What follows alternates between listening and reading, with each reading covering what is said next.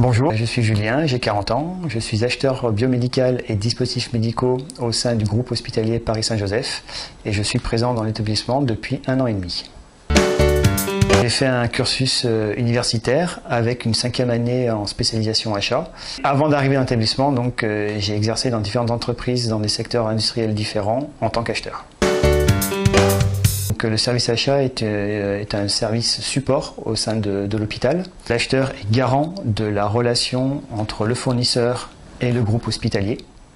Notre principale mission est d'effectuer l'acte d'achat selon nos 4 fondamentaux.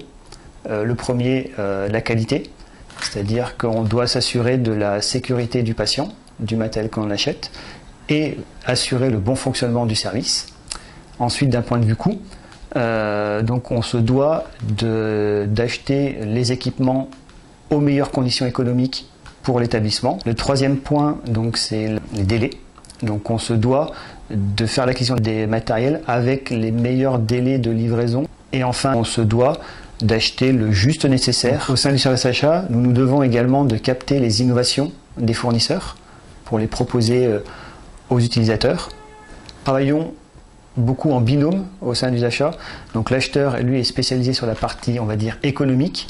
Et par exemple, dans mon cas, je travaille beaucoup avec le service biomédical pour la partie technique, mais également avec la pharmacie pour tout ce qui est dispositifs médicaux. Le service achat est rattaché à la direction des opérations de l'établissement. Donc au sein du service, nous sommes 4 acheteurs, une assistante et un directeur. Ce qui me plaît le plus au service achat, c'est la diversité de ce que l'on peut être amené à acheter. Ensuite, on est amené à rencontrer plusieurs interlocuteurs, donc des fournisseurs, des médecins, des prescripteurs, etc. Enfin, il y a toute la partie négociation, bien sûr.